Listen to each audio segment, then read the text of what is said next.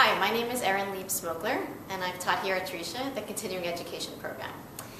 This week's Parsha is Parashat Chayei Sarah, or the life of Sarah, and it begins with the death of Sarah.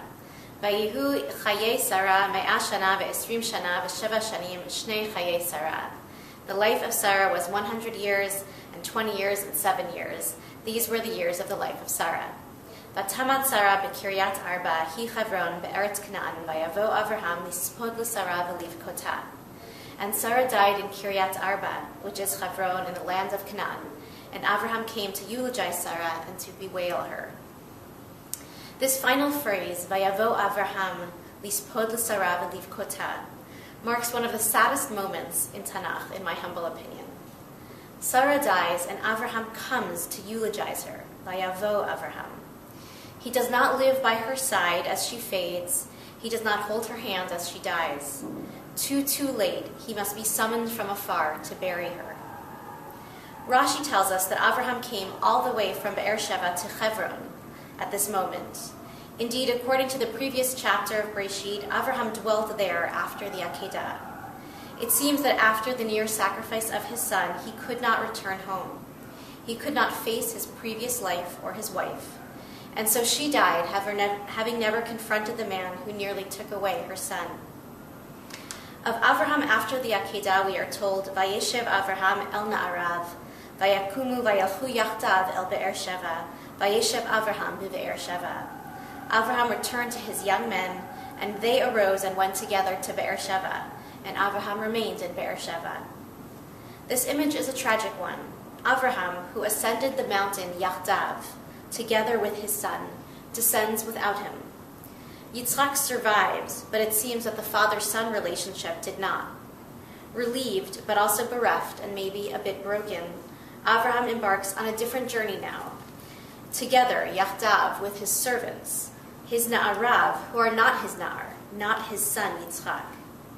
Before the trek up the mountain, Avraham had said to his servants, Shuvu lachem po im hachamor va'ani v'hana'ar nelcha ad ko v'nishtachaveh v'nashuva alechem. Stay here with the donkey, and I and the lad will go yonder, and will prostrate ourselves and return to you. But this was not meant to be. Avraham did not return with his son, nor did he return to his wife. In the aftermath of all the pain of the Akedah, he chose to walk with other Na'arim, away from all that he knew, away from Hebron. Vayakumu vayalchu yachdav. Together they settled in Beersheba. This moment of familial rupture echoes in the lonely death of Sarah that headlines our Parsha this week, and also subtly in the death of Avraham himself, which is also read this week.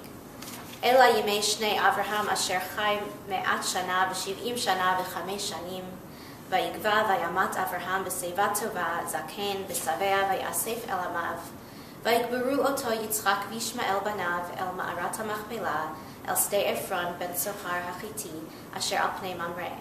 These are the days of the years of Avraham's life that he lived, 100 years and 70 years and 5 years. And Avraham expired and died in good old age, old and satisfied, and he was gathered to his people. And Isaac and Ishmael, his sons, buried him in the cave of Machpelah in the field of Ephron, the son of Zohar the Hittite, which faces Mamre. Avraham dies, ripe and ready, seemingly after a good long life, and yet the burial scene belies this somewhat. Heartwarming as it is to see Yitzchak and Ishmael reunited to honor their father, this joining in death only highlights its absence in life.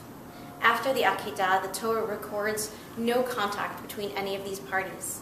Avraham did not have any relationship with his children, nor did they have relationships with each other.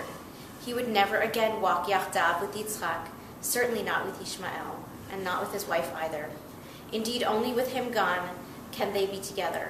Just like Sarah's death forced, or maybe reopened, Avraham's engagement with his wife, so too his death enabled his children to re-engage with him.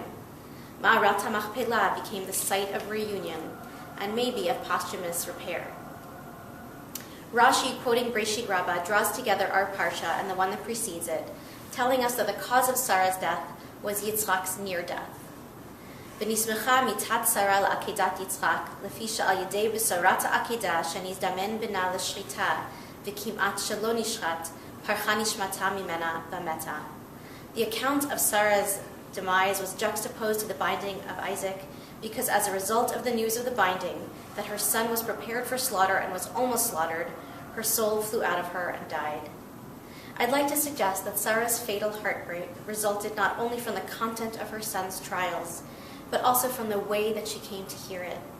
Besorat Akedah, the news of the Akedah, seemingly came to her from outside, maybe by way of a messenger or by rumor.